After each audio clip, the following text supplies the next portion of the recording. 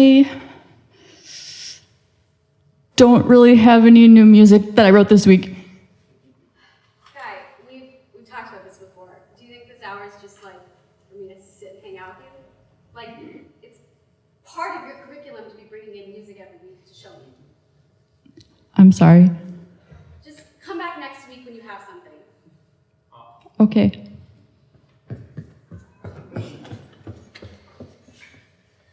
So, this is the words I was going to talk. So on your handout, you'll see an outline of what we're going to be talking about today and various QR codes. So the first thing I'd like everyone to do is just scan this QR code and you'll be directed to a Full Everywhere site where you can enter some thoughts or some feelings you had watching that interaction, and you can populate them all up here and start to see how everybody felt.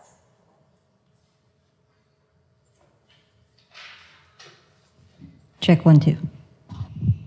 Thank you.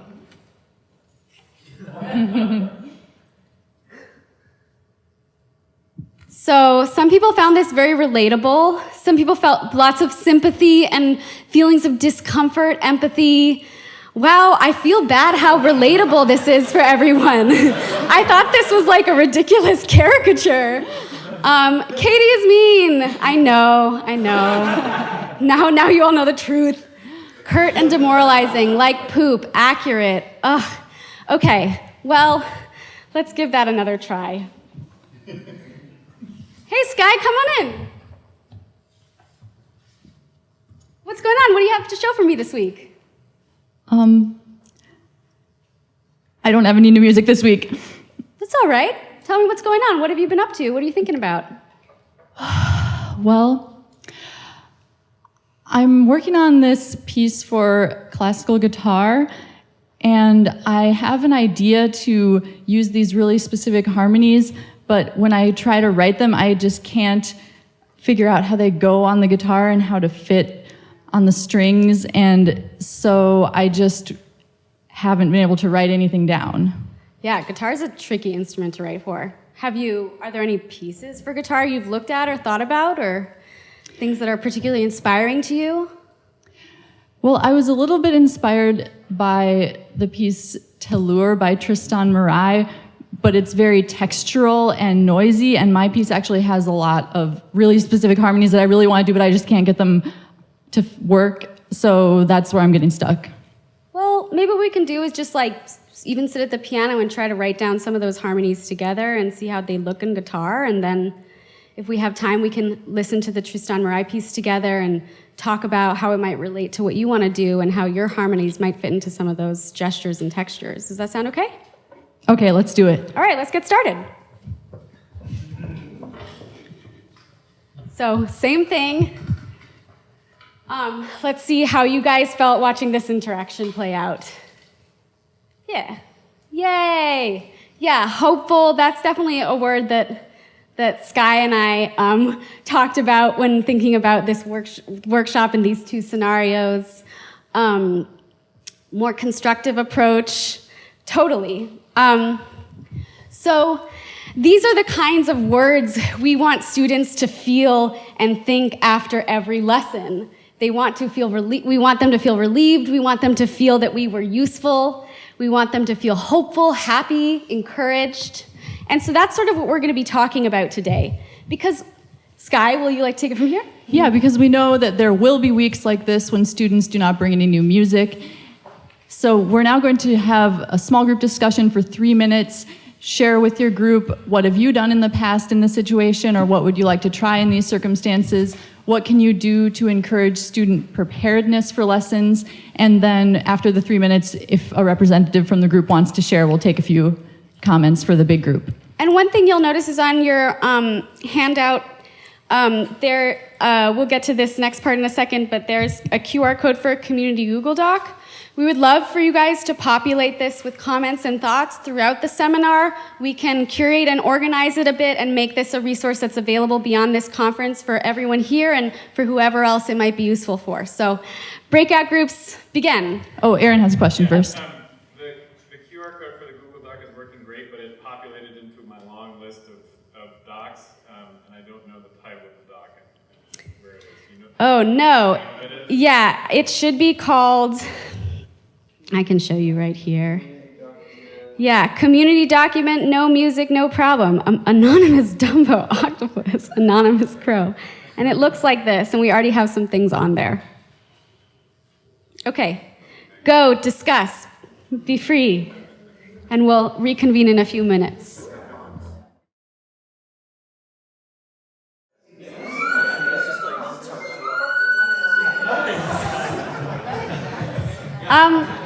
Would somebody from any group like to be a group representative and share any ideas or thoughts you had? Yeah, right over there. Oh, hello, microphone. We had a lot of stuff. I wanted to share something Dr. Dusman said I thought was really interesting, is basically show what she was working on and what struggles that she's having in her own composition as like a way to relate, which I thought was really, really interesting. Yeah. Yeah, I love that idea of like reminding students that you're also a learner in this process and you're also a creator that has a lot of these same issues all the time. Someone else? Yeah, I've also found that the students are very curious about my compositional process and like knowing more, so that's cool. So I'm just speaking from a perspective of being a student, and I've showed up to lessons with not a significant amount of work done before. And honestly, looking back, I really appreciate some of the motivation I got from being reminded that like I'm here to get work done. And I feel like there's a balance to pay attention to where you want them to be motivated to get work done, but also show it out of their, out of your caring for their best interest, basically. I could tell it was out of love and encouragement, and it gave me a desire to push myself more, and it didn't make me feel motivated to give up, basically, because I could tell the teacher really cared about me. Yeah, there's definitely a time for tougher love. As long as it's love. Yes. But yeah, thank you for sharing that. Thanks. So some of the stuff that we chatted about was a score study, just like, what's a piece you like? Let's look up a score video on YouTube, or pulling out a score and just kind of thinking about what's good about this piece in your eyes, or what's not. Chunking things out into small, quickly achievable goals. Improvising if they come in with nothing, or just kind of working together with the task at hand, like you guys demonstrated. That was awesome. Yeah. Yeah, these are, one more. Thanks, one more. I just sort of figured we should all chime in, but mostly echoing, also sort of starting off with the check-in.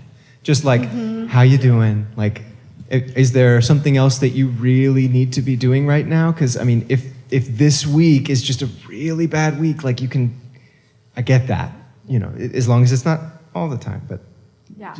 I love the idea of starting a lesson with a check-in. One-on-one lessons are different than classes.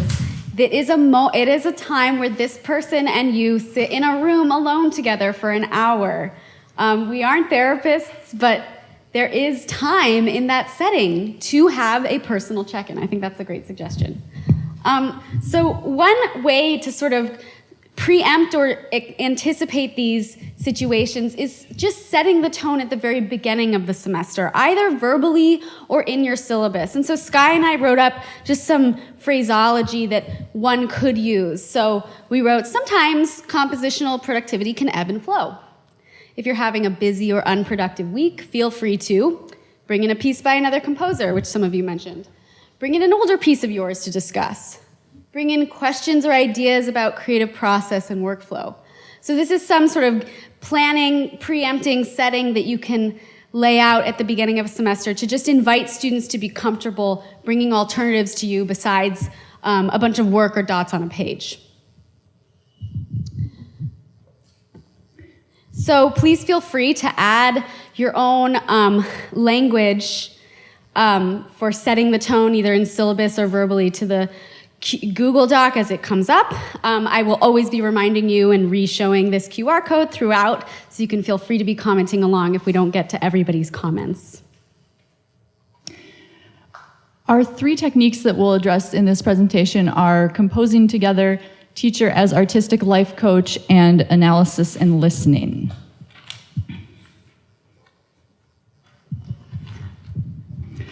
Hey, Katie, come on in. How's it going?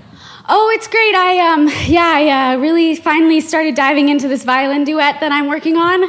Great. I really worked for a while, and this is what I came up with. So, yeah, I don't know what now and what's next, really. Great. Well, let's work with what you've got there. So I'm just going to write it on the board so everyone can see, or so we can make a sound map. Oh, cool. I've never done that before. Yeah, I just really like pizzicato, and I just came up with these 3 notes. Cool. So can you tell me more, about maybe where are you going to go with this next? Well, this is kind of the problem. It's like this bum, bum, bum. Like, I like the tritone thing, and I like the 7th, and, it's just like, it's pizzicato, and that's really all I got.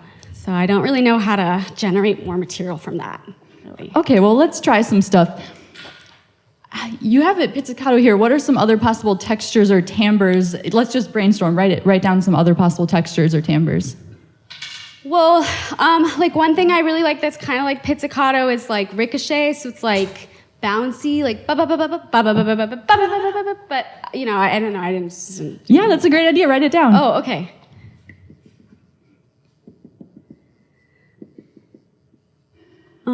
Cool.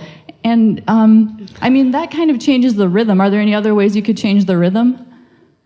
Yeah, I guess I could make it like actually like kind of 16th notes, kind of like groovy thing, like da da da da da da da da da da da da da da da da da. Yeah, that might be something I could do, I guess. Cool. And how about vertically? Are there other pitches you might want to add, or more density that way? I guess there are 2 violins.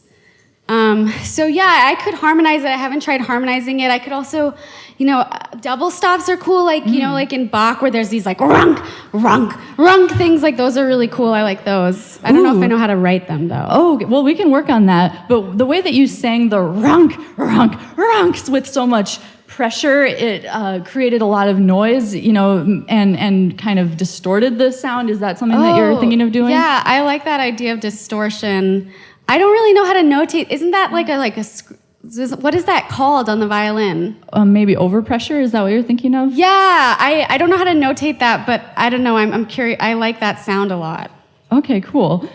Well, these are all the notation things we can totally figure out. Let's think about we're already making these sounds with our voices. Why don't we just try improvising a bit with this vocabulary, and maybe I'll be one of the violins that starts with this and you be the other violin, okay? Okay. Bum, bum, bum, bum, bum, bum, bum, bum, bum, bum, bum, bum.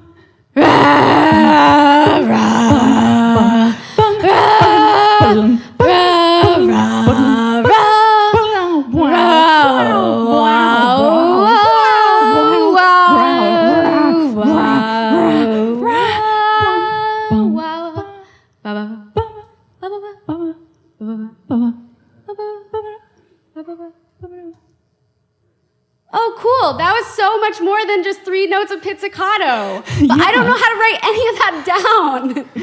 Well, it's okay. One thing we could do is record that the next time or this time, and that will just give you something to look back on as you're trying to remember it to write it down. But another little assignment I would like to give you is, so think about the roles of the 2 violins. How did they interact with each other? Well, I felt like you started that ostinato, which was like the only thing I could do in my head, but then when I wanted to sing, I wanted to do like something completely contrasting. But then when I did something completely contrasting, you started changing what you did, which started to change what I did. And then I was trying then to imitate what you did instead of be totally contrasting. Okay. Well, so these ideas of 2 instruments that are contrasting or and then merging is, I might think of them as two different characters, like one at the kind of constant one as like the parent figure and the wild one as the toddler figure. And sometimes the toddler learns from the parent. So I'm going to give you a little assignment to build off of that. Cool, thanks so much.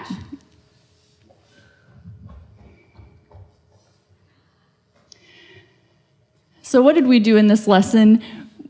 We did generative activities to build upon the motive that Katie brought in. So we call the first technique the sound map or sound web, asking how can this idea be expressed with different musical parameters? How can it be contrasted, transformed? This is a visual or gestural brainstorm that isn't really in time, but then we brought those sounds into a temporal framework by doing a vocal improvisation, and then I made up a little assignment called the Parent and Toddler Mini Composition that I have some more rules written out in the Google Doc.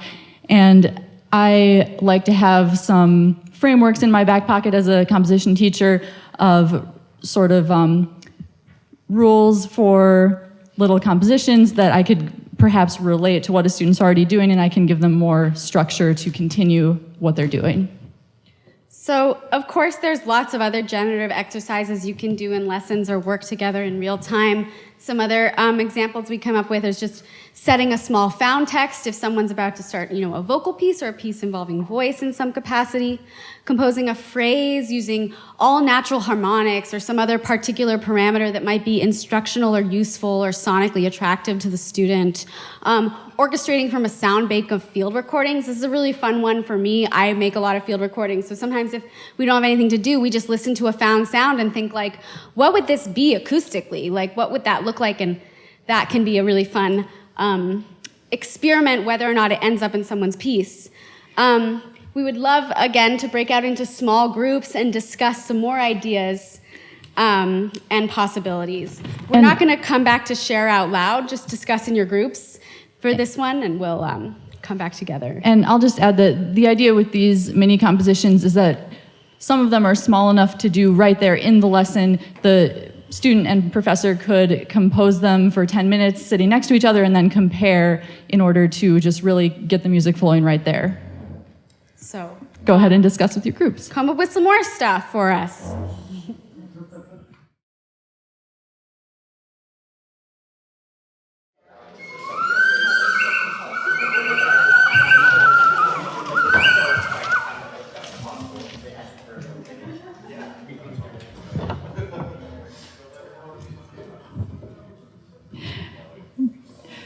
Again, feel free to, if you had very, concrete ideas that you want to share we would love to have them in the Google Doc with our composition prompts there.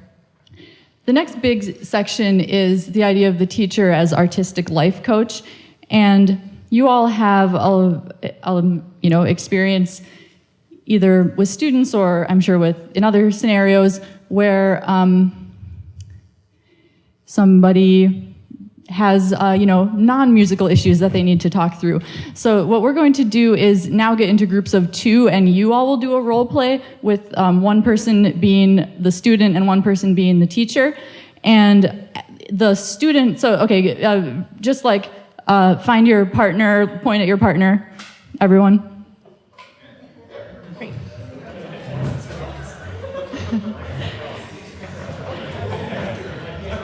Okay, now whoever's closest.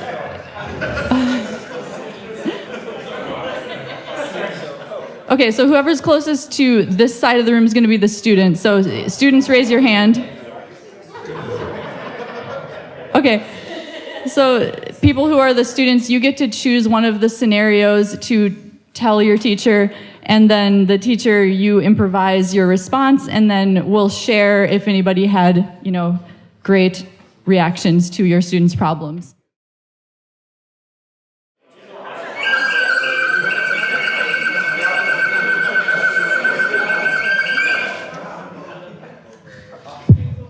Okay, raise your hand if you presented, wait till I finish the question. Raise your hand if you presented, or what you role played scenario 1. Or A. Or A, sorry.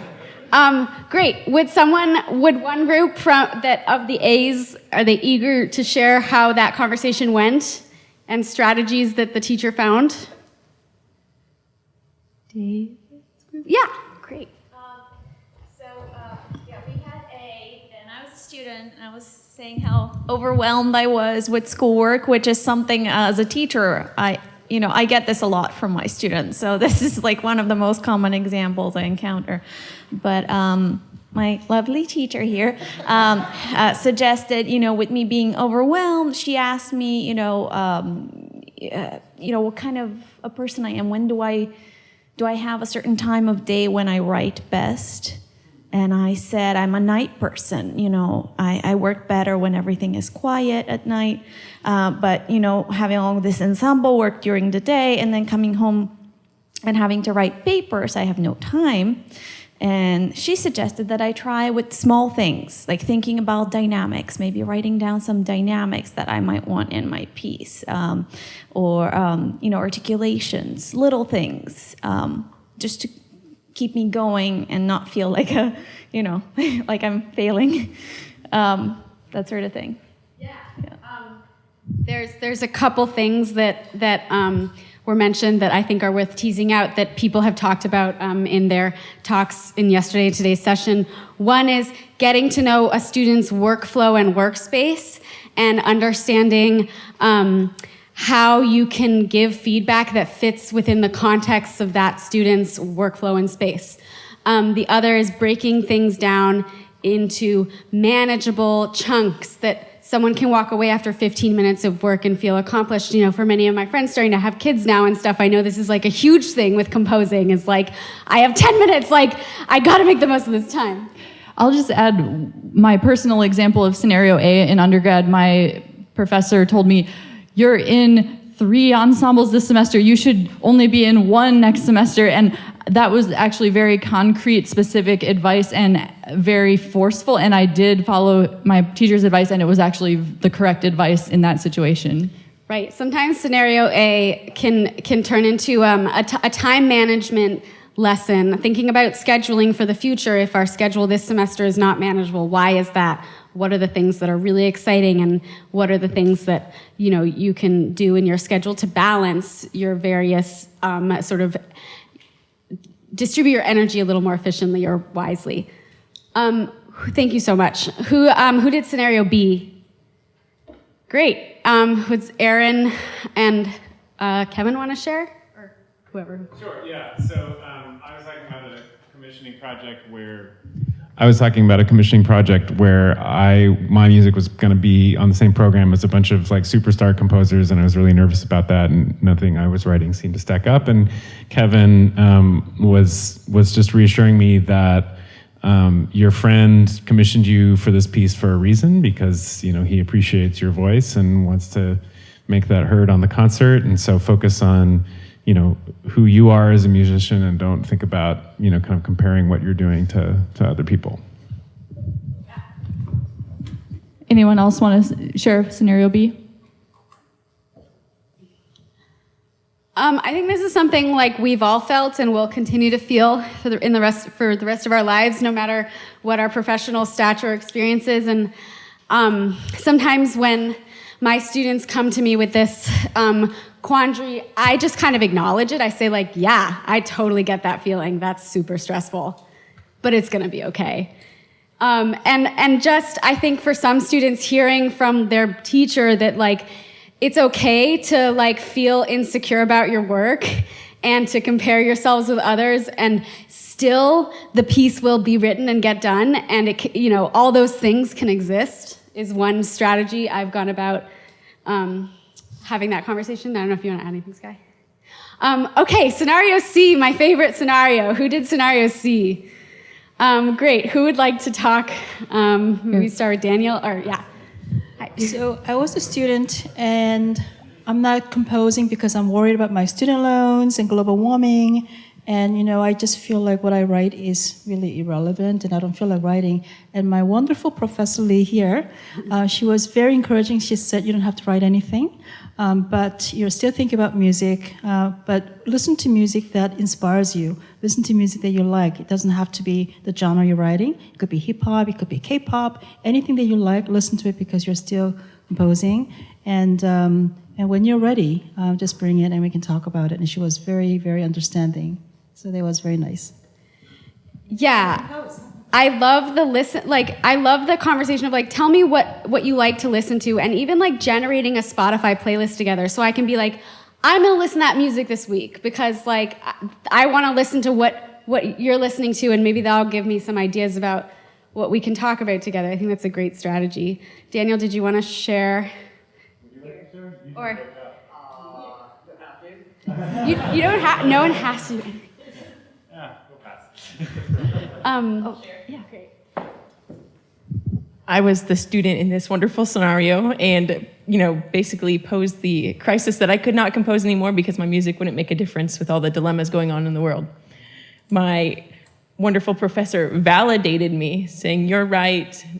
And then I said, "But I can't compose." And he said, "Well, if this is something that is troubling you, we can have further conversations about it and determine impact from there."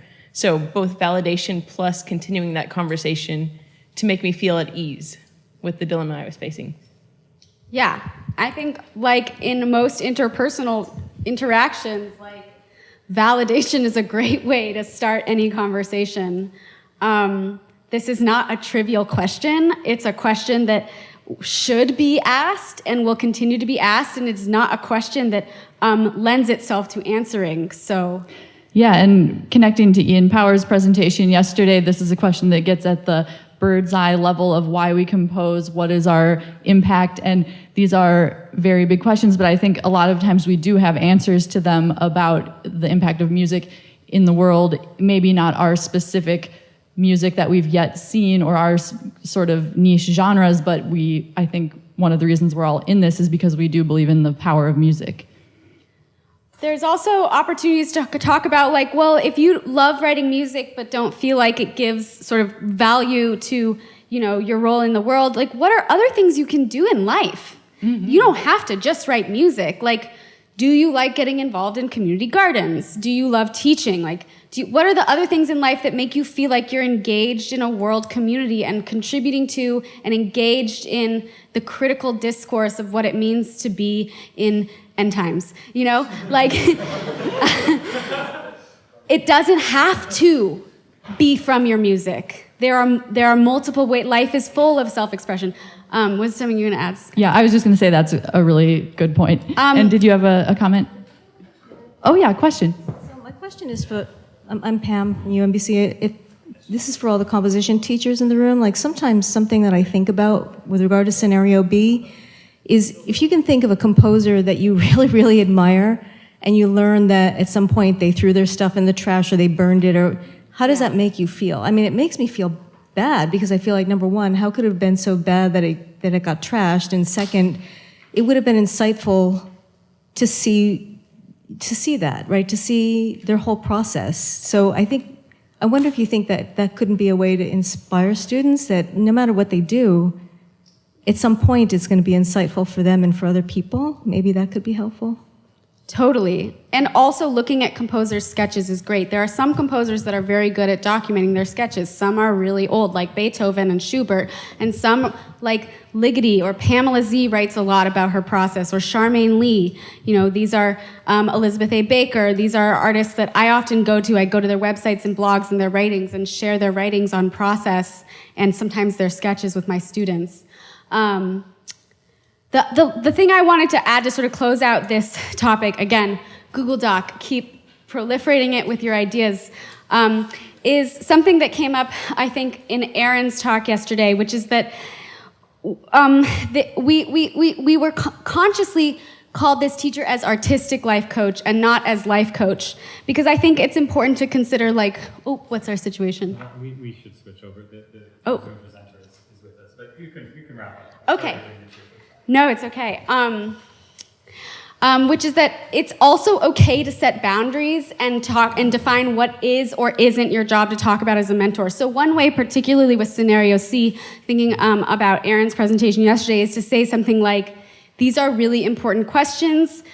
Let's talk about some resources and people on campus that can really tackle these questions with you. What I want to talk about with you is, how does composing music aggravate or contribute to these questions of sort of stress and existential crisis, and talk about it from that lens.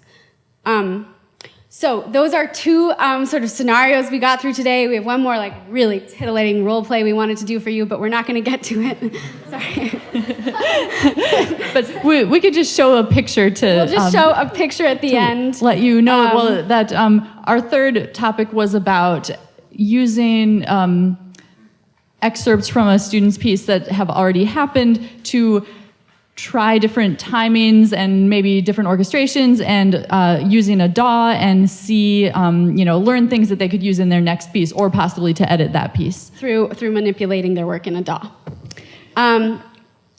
Great. And also listening recommendations. Yes, so I picked some listening recommendations based on Katie's piece. These slides will all be distributed to everyone at some point in some capacity. This is with our teacher, Georg Friedrichs, and we're saying thank you and feel free to write to us. And it was just really wonderful to get to know all of you a little bit more at this conference. Thank you.